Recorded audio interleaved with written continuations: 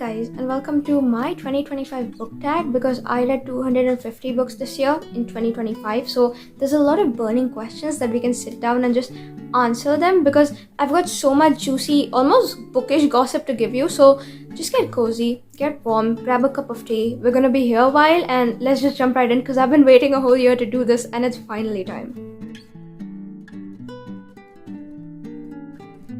So for context, I have my laptop right in front of me with all the questions pulled right up straight out of the ones I used in last year's vlog, exactly the same, and those were taken from Destiny Sidwell's video. So if you haven't already, go watch her videos, go subscribe to her channel. Honestly, the best bookish content on the internet. I love watching her vlogs so much. And now let's just hop right in because I have everything in front of me. I have my books ready to go and I have so much to give you because at this point I've only ever made videos on like my favorite books ever and like books I ended up loving, but I never really spoke about the ones I disliked.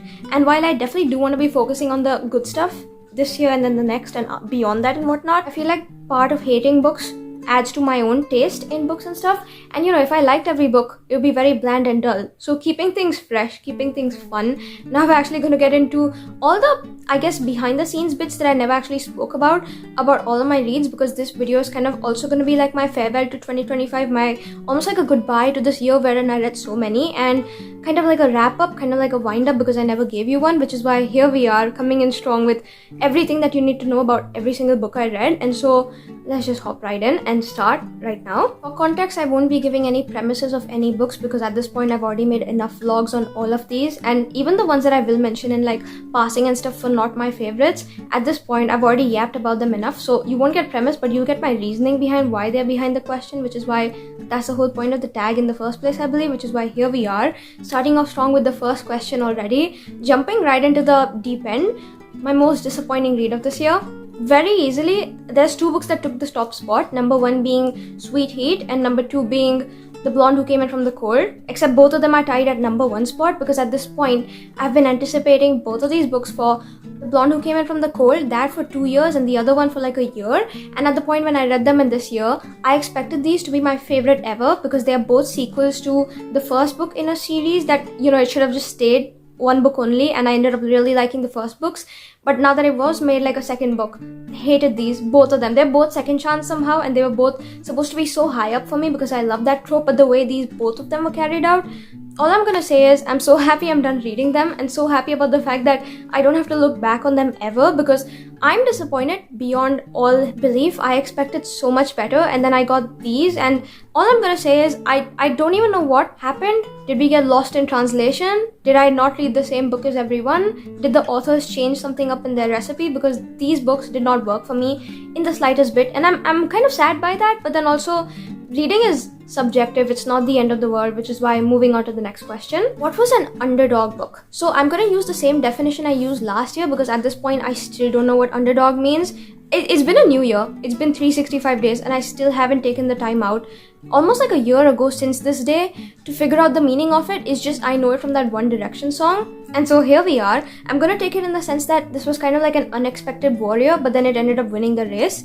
And this one I'm actually gonna give a contender that I haven't spoken about and given a lot of love to recently, but it's the Summer I Turned Pretty series. And before the internet comes for me, I personally going into it just knew that people don't necessarily really like the books in them because people say that Belly is frustrating and whatnot, and there's like a bunch of things that happen with the characters and it feels like childish and immature. But all I'll say is this is YA. You need to keep your patience. I went in with like the worst expectations ever, and I came out having known that this is going to be the best series ever that I've ever read, and I'm going to be rereading it soon in the new year because tell me why they slapped so hard, and now I can't wait to watch the show that was adapted out of these books because please, it's gonna be like the summer of the year when I watch them next year because I'm so excited. These were like the best time ever, and I'm gonna tell you honestly, I didn't expect a lot going into it, but then having actually finished it, specifically this one while I was on public transport, it's such a core memory for me because I was trying not to like cry at the events, the turn it took and whatnot, and then rushing to read the next one and crashing out over everything that was going on. All I'm gonna say is I had the best time ever with these books, and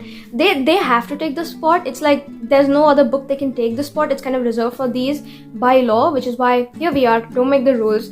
These definitely had to be on here. What was an overhyped book I read? So now again, internet, do not come for me because this is definitely gonna be in some ways, when I answer this question, people are going to be pissed off at me and it's going to be an unpopular opinion, but in my opinion, the most overhyped book I read this year was Fourth Wing. Also the Twisted series, but more than that, I feel like it was definitely Fourth Wing, because don't get me wrong, I really loved this, but this is definitely more hyped beyond reason, and at this point I've read better books that probably deserve more hype, but I still love this. This is still 5 stars. I cannot wait to get to the rest of the series. It's just the hype behind this is so real, to the point where sometimes I wonder if it's overdone. It was good, don't get me wrong, but sometimes. And so it had to be, again, the top contender for this question. The other ones being the Twisted series, because again, in my opinion, those don't even deserve the hype. I hated all of them, but then again, at least this one deserves it. You know what I mean? They're both in the overhyped spot, which is why here we are. A book that surprised you, all I'm gonna say is The Love of My Afterlife. Now this one I've been speaking about very recently because I read this back in November, which was kind of, recent.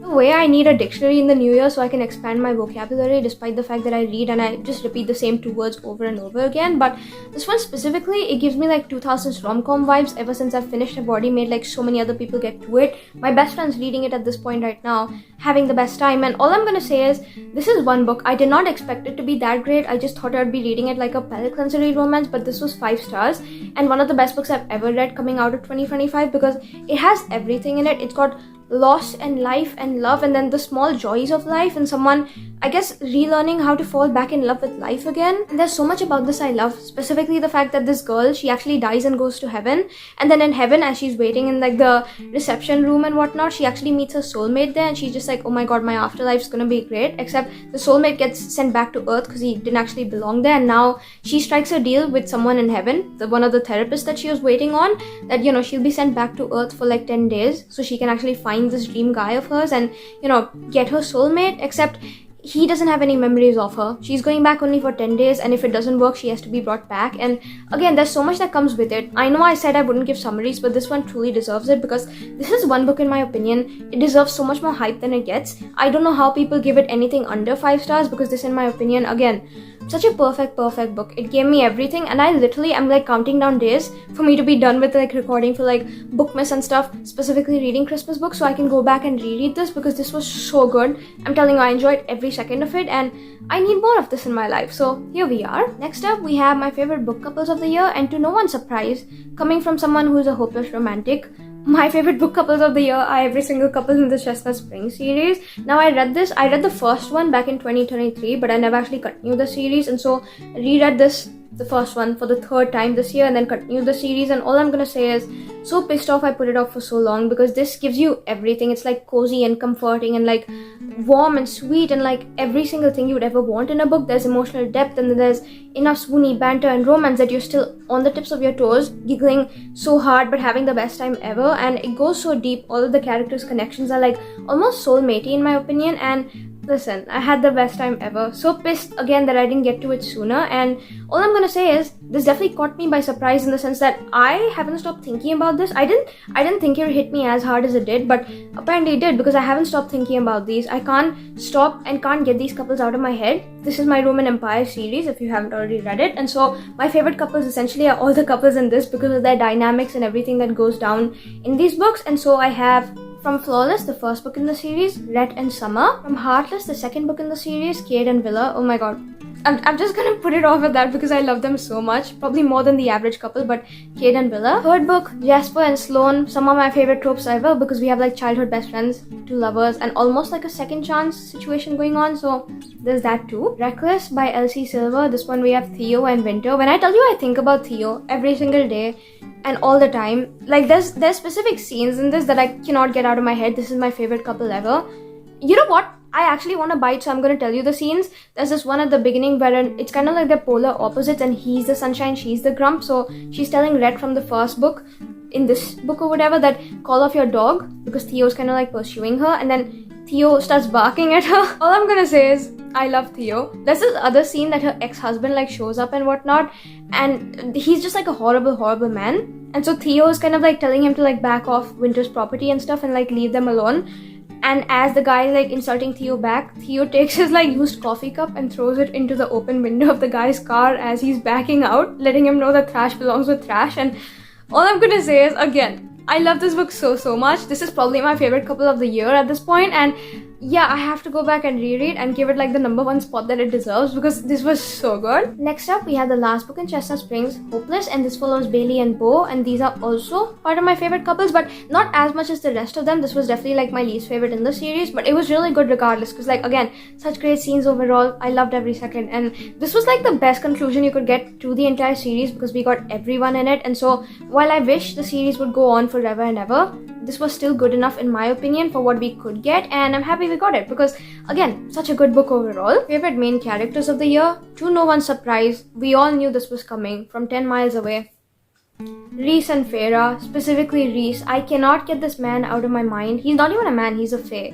Still cannot get him out of my mind. I'm so obsessed with him. I think about him every single day. I can't wait to continue the series and see where it goes. But this was again one of the best books I've read ever. And if you are reading it, please read it for Reese specifically because you know you'll hate him in the first book, but as soon as you just soldier forward and continue on and you read this one,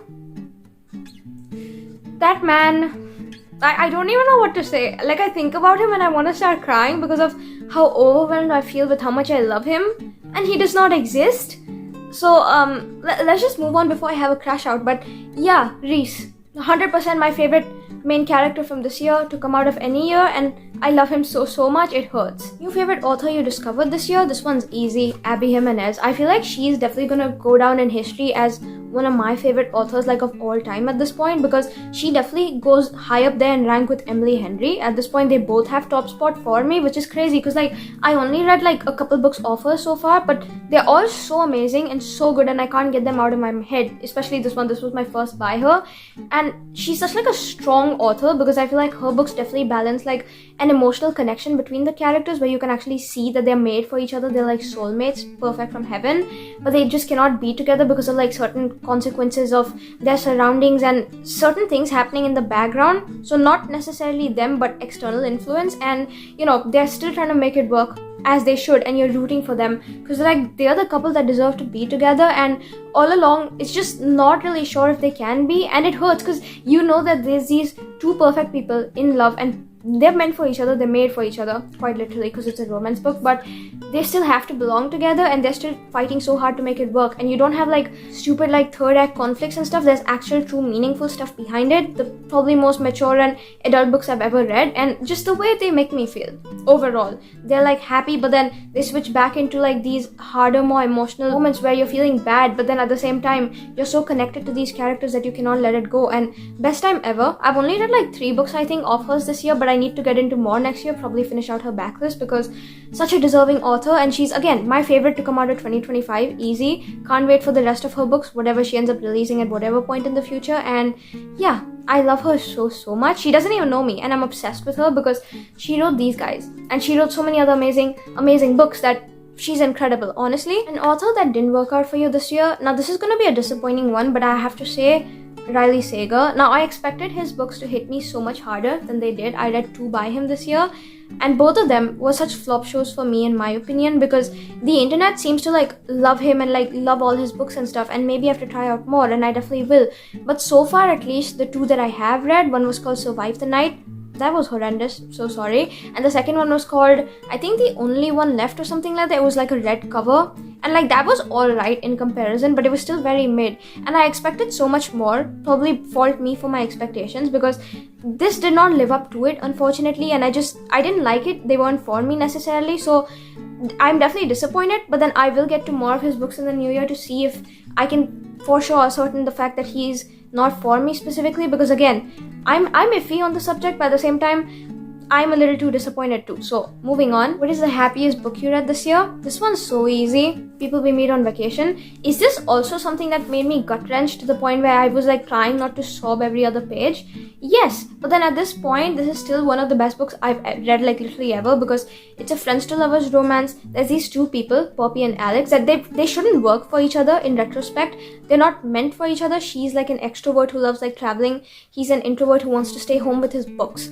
But the way their love story is just made with like second chance perspective and like past and present timeline and like the love you can see between the two of these people, and then the way you can kind of relate to their, I guess, like story, or at least I was able to, and then the way this made me feel. Truly, there's like so many bits wherein it just proves that friends to lovers is such like an underrated, unappreciated trope and whatnot, because it's almost like you've always known this one person and they've always known you, and they've been for you in all the best and the worst of times in every capacity, and now you're starting to see them as something more because they're literally perfect for you. And the way it's done, truly, this is like one of the happiest ones I've read, despite the fact that there are sad elements, because of the way it made me feel, because they are friends first and foremost before the romance starts. And so the way they just talk and banter with each other, and then the way they made me feel, again, I was probably my happiest too as I was reading this, which is so funny because I was actually reading this towards the end of my final exams for like high school, so at the very ending of high school, and I should have been really sad at that point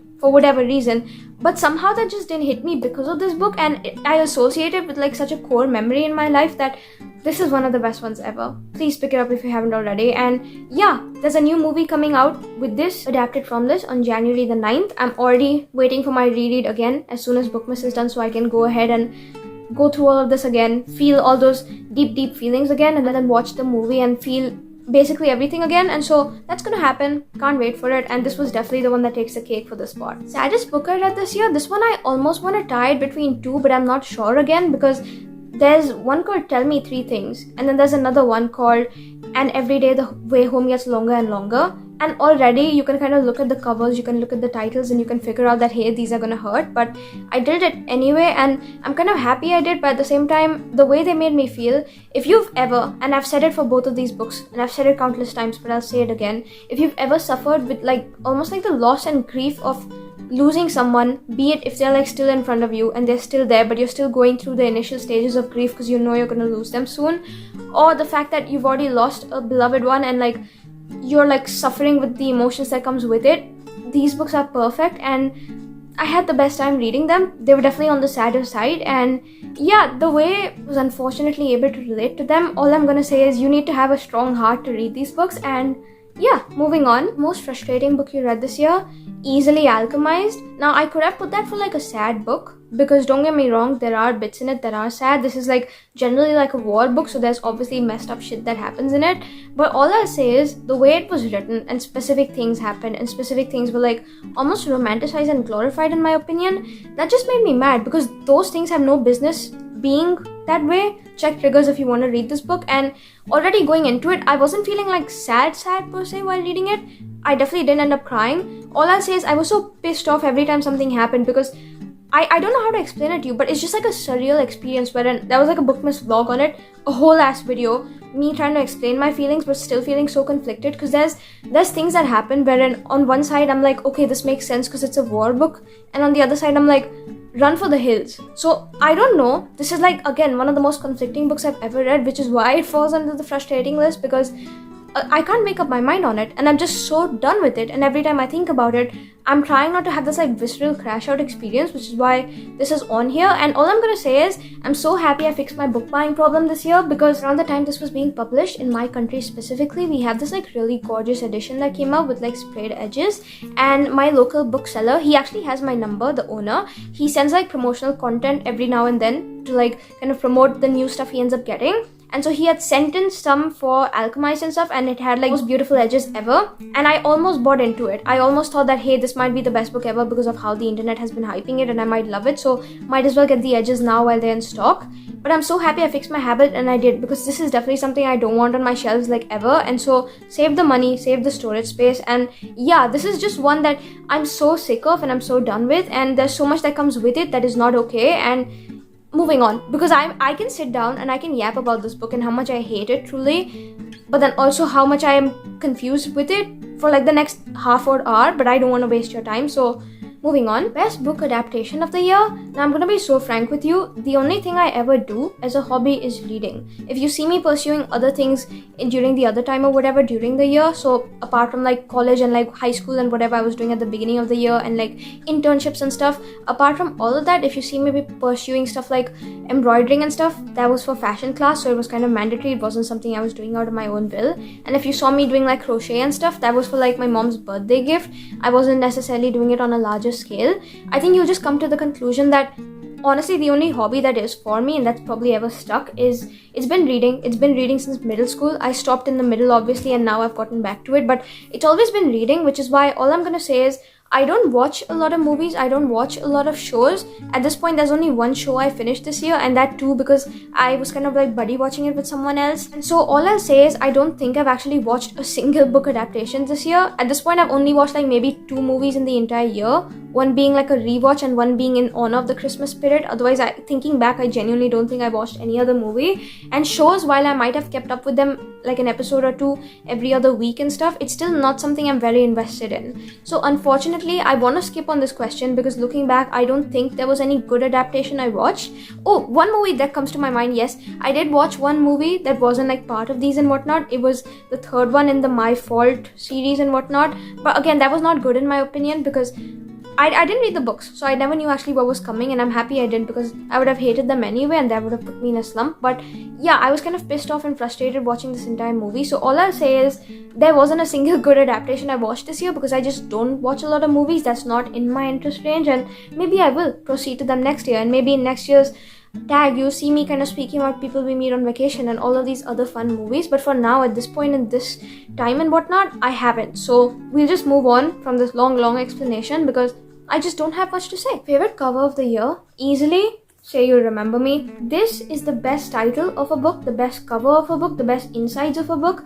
At the point when I read it, I gave it 4.5 stars, but at this point, looking back, it's easily 5 because these characters, they haven't left my mind. He was compared to Reese, and we all know how I feel about Reese. So all I'm gonna say is, I love this so much. This is the most beautiful thing, both on the inside and outside. And so if you ever choose at any point in time to like almost like judge a book by its cover and then buy it, let it be this book because it's worth every single second, and the cover makes it even better because like who doesn't love a gorgeous book from the inside and a gorgeous book from the outside, and you had the best time ever. And also, it's Abby Jimenez. Did we expect anything else? The romance is so good in this with everything else that goes down that all I'm gonna say is I loved every second. And if you want something that makes you feel like a high schooler reading romance and like giggling late at night even though you have school the next day, this is it, but minus the Wattpad vibes because this is not Wattpaddy, this is true love in my opinion. And I'm so happy that I got the chance to read this year because one of the best books cover-wise and story-wise to come out for me. And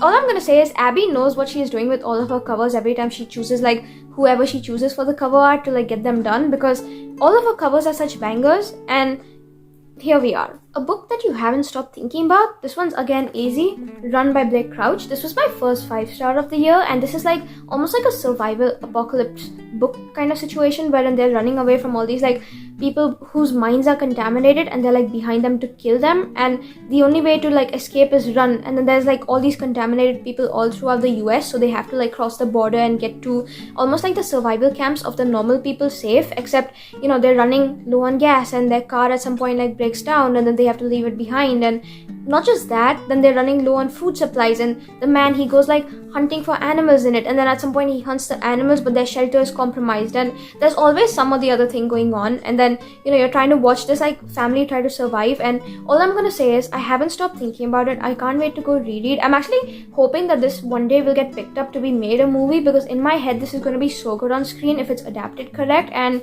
yeah, this is one of the best books ever. I read this back in Jan and I still cannot stop thinking about it, so this stood the testament of time, and such a good book overall. So happy that I get to again hold this in my hands and speak about it, because around this time last year this was on my TBR because I saw it in like a bookstore and it caught my eye. But now that I have gotten to it, all I'm gonna say is worth every second. Unpopular book you loved? This one's easy. The second one in the Butcher and Blackbird series, Leather and Lark, because everyone I've seen online loves the first and the third books in that trilogy, but they just hate the second one for whatever reason and whatnot. And it's so funny to me because if you were to ask me what my favorite of that series was, and if you watched like my favorites video that I posted, I think it was like yesterday or something like that. I'm getting so confused with like times and stuff.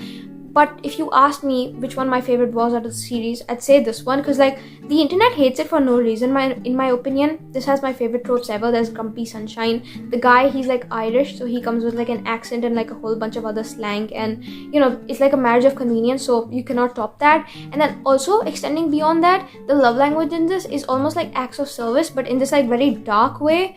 And it's kind of serial killery, so obviously it's gonna be messed up, but the way it's, you know, come through and it comes across, It was beautiful in my opinion, had the best time ever, and all I'll say is, again, I don't know how, because I didn't expect it to be this good, but it was, because I went in with like such poor opinions, and looking back, this was 4.5 stars easy, and so this was an unpopular book that I really loved, because people just really hate on it online, and I don't understand why, because this was so good. Book you thought you'd love, but you didn't. Now the entire video, there's been a theme of me showing only one book for each question, because I don't want to overdo it, or maybe 2 at max. But this one, I'm gonna have to like put in at least 5, and that's gonna be, at this point, I'm just gonna put in my video thumbnail, because every book I read in that video was horrendous. My Christmas rom-coms I read like last week, and all I'm gonna say is, apart from Faking Under the Mistletoe, which was a reread, every book I read for the first time in that video, there were 4. So Big Nick Energy, 12 Dates of Christmas. I was actually struggling to remember them, which is why I had to go look up my actual video online, because I've blanked them out from my memory. But yeah, those 2, Christmas in Quincy, and Love Light Farms. Actually, Love Light, I surprisingly enjoyed that, so we'll kind of exclude that from the list as well. But these 3 specifically, if you want to watch the worst reactions ever to a book, probably watch that video, because all of them, horrible books. Christmas in Quincy, again, there was love in it, but then it was very like insta-lusty and physical, and like the author's always telling you, not showing. The man, he like ends up kissing her when she is drunk, and that just rubs me the wrong way. And the other 2, they normalize cheating, back and forth, and it just keeps happening. And all I'm gonna say is, I expected Christmas romance to be a lot better than the way it turned out. So again, if you want to watch me become a Grinch, watch this video, because I hated these books so much, and so I had to mention them, because I genuinely, my dislike for these books runs so deep to the point where I have to go back and black them out from my memory, so I don't like have this experience wherein I'm like slumping so hard, because they were so bad. Christmas romances are not supposed to be this way, but they were. And then all I'm gonna say is, if this holiday season, if you want a cup of cheating and basically being an asshole all around, along with your festive decorations, consider these books, because they were truly horrible in my opinion. And that's it, moving on, because I hated all of them so much, and I just had to give them their own special mentions because they were so recent in time that here we are. With the most unique concept you read this year. Now I could give this to The Love of My Afterlife, but because I already gave that in a specific other question and I don't want to repeat books, I'm going to give it to The Husbands, because this one specifically, because it's about the concept, I'll be explaining it to you now, even though I said I wouldn't give premise. The woman, she like comes back home, I think her name was like Lauren or something, and she's like drinking in this pub, gets home really late from a party. She's like just waiting to crash into her bed and have the best like sleep ever, because she's just done with being like exhausted and everything else. Except she walks in, her husband greets her at the door, and he's like, "How come you out so late?" And she's just like, "Wait a second, I don't have a husband, who the hell is this man?"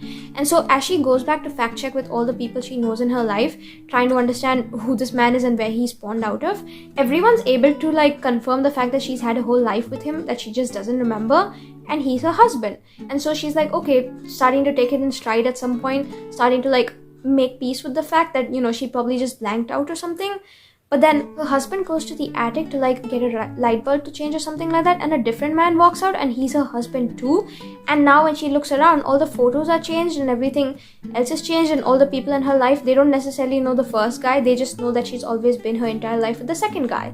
And so every time her husband goes up to the attic, it's always a new guy that walks out. So the attic is essentially magical. It's supplying like a bunch of new husbands on rotation, and you know, it's like a bunch of new men, and she's always had this like deep connection and deep life with all of them, to the point where now she's starting to wonder what her life's actually going to turn out like, because if she can just keep switching out husbands like her mood, is anything ever going to stick? Are her decisions ever going to count? And at the point where she actually finds someone she likes and he gets returned back to the attic, she's trying to now track him down and wonder where her life is going to go.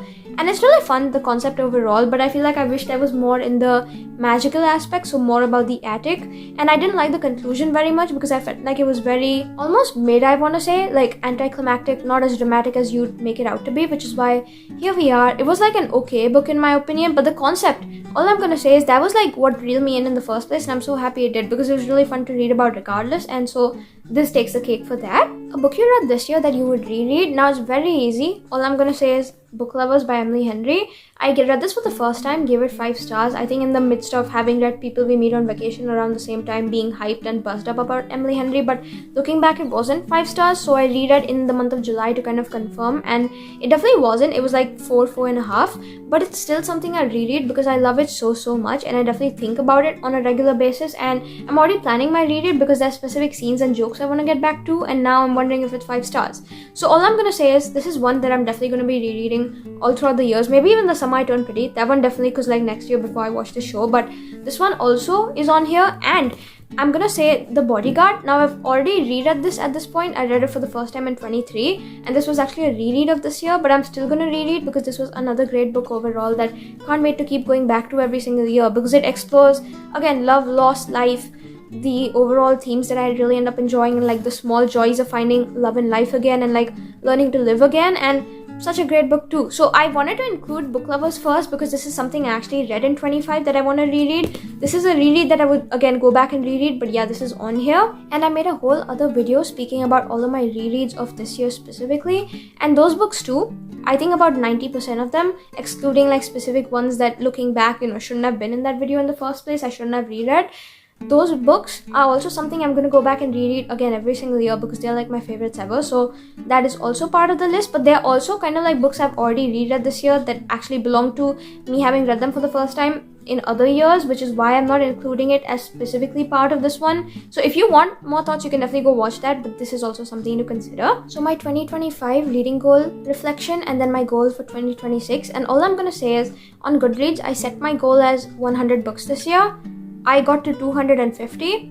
Someone sedate me, someone send help, because I don't know how that happened. I feel like at this point, it's probably because number one, I finished high school this year, so I had like a lot of free time in the months between high school and college, and the fact that I wasn't moving, so I'm still at home, I'm still based from home, I don't live in like a dorm, so I didn't have to like struggle with like shifting and stuff, so that definitely saved me a lot of time. Another thing is, when I started college, the lectures work in a specific way wherein, there's like a lecture in the morning and then one directly in the evening, and so all the time in the middle, all I literally do, if I'm not hanging out with friends and stuff, is reading my books on my phone, on my Kindle, whatever I've got on me, and that's definitely happening. And then also because I come from home and stuff, and it's definitely a long ride to get to college, the commuting is where I do most of my reading these days, and I get in an easy like 3 hours of reading every single day, despite how busy my day might be, depending on the traffic I face every single day because of college, which is why I think I read so many books. But again, it's not an excuse, and it's not a bad thing either, the way I'm saying it, because like I could be doing so many other like horrible activities out there, and I'm not. I'm just reading my silly little books. So like, it's not a bad thing. But here we are. I read 250. I expected to read 100, and I'm happy I got to this amount, obviously. But like, it's kind of crazy because I definitely exceeded my goal and expectations. But yeah, here we are. I think also listening to a bunch of audiobooks on like sped up, so like 3-4x speed definitely contributed. But here we are, and my reflections and my goal for 26 will also probably be another 100 books, even though I read 250 this year, because I'm not actually sure if I'll be as free next year as I was this year, and I don't want to commit to anything too big and too hard and then disappoint myself in the very end if I'm not able to make it. So for now, I'm saying 100 because I do know that I can definitely get to 100, considering that college is still going to continue. My 3-hour commute every single day will still continue. All these other things in the middle will continue, which is why I will be able to get to 100 easy. That's not a question. It's just I don't know how much beyond that, and I don't want to pressurize myself. Reading is about fun for me, not getting to the goal, which is why here we are. That's my goal. And now we have a book that I wish I got to in 2025. And all I'm going to say is, again, I have a whole video on this that I posted a couple days ago as part of Bookmas, wherein we were counting my physical TBR together, and I told you my 26 most anticipated reads for 2026, because these were books that I wanted to get to so bad this year, but I didn't get the chance for whatever reason, and also because I don't necessarily enjoy reading physical, which is why I don't consume a lot of physical books at this point, and those were all physical and I just wasn't able to get to them. And so you can go watch that video if you want to see my full thoughts and everything that I would want to get to and hopefully will get to in 2026, which is why we can again skip over this question because it's already something I have like a whole video on. But because I don't want this video to feel incomplete, another book that wasn't part of that video because I've read this already is Marriage for One. I wanted this year to be the one that I reread this because I read it for the first time in 23, and this is easily the best romance book I've ever read. I've read at least 500 at this point in my life, but this it takes my top spot every single time, even though I've read it only once and I wanted to reread so bad, but I didn't get the chance. So next year, hopefully, again, this will be something I get to. But first, I actually want to focus on my physical TBR and those books, and then this if I have the time and if I'm able to, then I definitely will get to it. But then I'm not really worried because I have it on audiobook. At this point, I've also bought the Kindle version and I have this, and so it'll happen definitely. I just don't know when, but this is something I want to get to next year because I wasn't able to do my reread of it this year. Lastly, we have what will I prioritize in my 2026 reading year, and all I'm gonna say is this year I had the best time ever reading for me. So I was like mood reading a bunch of books that I felt like I wanted to read in the moment, and I was centering the videos around the books I was reading rather than the other way around, wherein I was making all these videos like I used to last year and the year before that, where the video would be picked out and the month schedule would be made and whatnot, and there'd be a specific set amount of books and specific titles for each video. And because of that, I had no leeway in terms of which book I actually wanted to get to. And this year I was able to do so much better on that because I only read books I wanted to, and then alongside that I also reread books I actually wanted to get to, because last year I didn't do a single reread, and that's just sad. Because if you want to experience your favorite book again in a way that's gonna feel even better than the first time, why are you stopping yourself? And I don't know why I did it last year. So this year I reread all the books I wanted to as well, and I had the best time doing so. And so going into next year, I wanted to again be another year wherein I go ahead and only read books that I'm reading for myself, and then the content comes second, which is why I'm gonna be mood reading all the time. There'll be a lot of vlogs about that, and then I'll also be rereading whatever I feel like whenever I feel like it. There'll be no like restrictions and stuff, no set schedule and timeline, and so that's definitely something I want to do in the new year. And another thing I want to do is actually continue my reading journal, because I actually stuck with it this year. And I'm gonna say it, I had the best time ever. I'd sit down, get my little coloring stuff out, get all craftsy for like an hour or two, bust all the stress and anxiety, and I had like great fun because I was like crafting all the time, making all these fun spreads. And I'm definitely a believer at this point of not over consuming, so I will be using this journal only for next year. It's gonna be the same one because I have, I'd say, only about 20% used up so far, and so there's definitely a lot more to get to, and I can't wait to fill this with my stuff next year too, kind of document my reading journey in this as I go along. But that's also something I want to stick with next year because I had the best time doing this year, and that's a goal too. One last goal that I'm thinking of right now as I'm speaking, but I just want to mention it in briefing too, is the fact that I said I want to read 100 books, but I'm not going to put any pressure on myself to actually get to those 100. I'm just going to read for me, not a number. So that's also something I'm going to do because I don't want to force myself and make reading a chore. It's supposed to be fun, and that's how it's always supposed to feel like. So that's my last, I think, thing I was supposed to answer and speak about in this video, which is why here we are.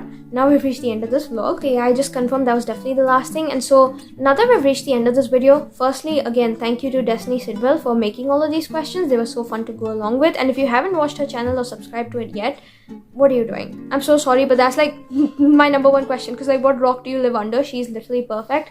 You need to tune into whatever she says, number one. And number two being that we have reached the end of this vlog. Hopefully you guys had like a fun time coming along with me regardless. And if you did, like, comment, share, subscribe. YouTube things, you know how to do them. Hopefully you had a fun time kind of reminiscing on my reading year with me, because looking back, we have all the reads kind of ranging in from every single month of the year, and then stuff I kind of forgot I got to, but then I have gotten to too, and then we got to reflect as well, and it was really fun overall for me. So hopefully you guys had like a good time coming too. And yeah, it's so crazy that Bookmas is nearly coming to an end, which is why I'm still gonna say it. I will see you tomorrow for our daily routine for the month of December for Bookmas, because it's still happening. But it's crazy because now we're on like the last week, which is why it kind of hurts that these are gonna be the last few days I say it. But regardless, I'm gonna say it anyway. I'll see you tomorrow, and until then, please take care, stay safe out there. I hope you have a great rest of your day, and now I'll see you directly tomorrow for like another fun video. Hopefully the Christmas books part 2, if I'm actually able to get done with reading more awful books. So stay tuned for that, because I'm hating every single one of them. I'm literally the Grinch personified at this point. And until then, I'll see you, and that's it. Bye.